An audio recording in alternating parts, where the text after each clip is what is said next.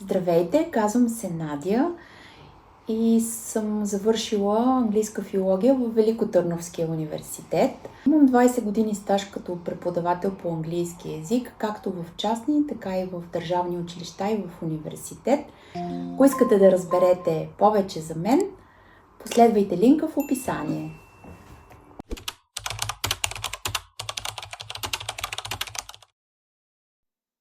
Hello. Since there's hardly any information about the matriculation exams at the end of 12th grade, I'm going to explain the exam for you and try to make it easier. Okay, I'm going to share the exam first.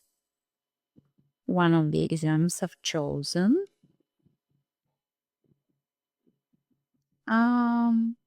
Okay, so let's mention that the matriculation exam is level B 1.1.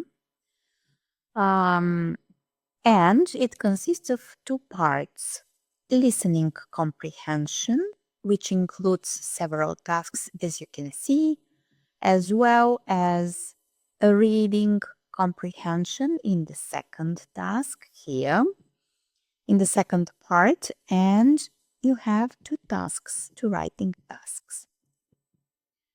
Okay, so let's go through the parts, the different parts. Let's start with the listening first. You have a few tasks with 2, 3, or 4 questions to them.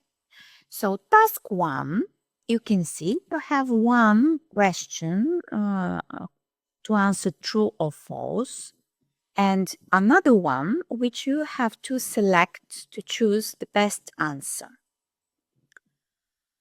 Task 2 consists of the same. You have another text and the same assignment. You have to choose between true-false answers or optional answers to the statement given. Task 3 is only true-false, but you can see that it is there are a lot more statements to label true or false. So it's only true-false. And task 4 is about, there are no true-false answers. So you have to choose between 3 options. You have to choose the best one. And 1, 2, 3, there are four statements. You can come up with the best answer with. Okay, task 5 again consists is about listening. It's about listening, and you have to choose the best answer. You have a lot more options, a lot more statements you need to deal with. Okay, and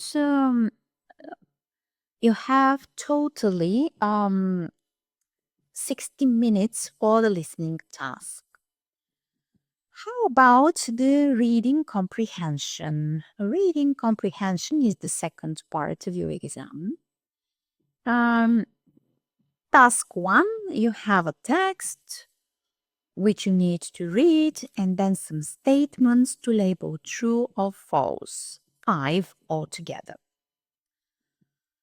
And in the next part, in task 2, you have again a text, but this time you have to choose between options given, not true or false answers, but you need to, let's say, complete some statements, as you can see.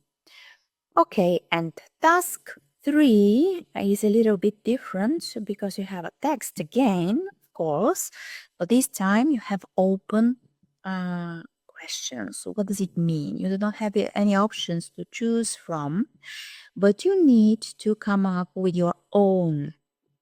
I'm emphasizing on own answers, which means you are not supposed to take the information directly from the text.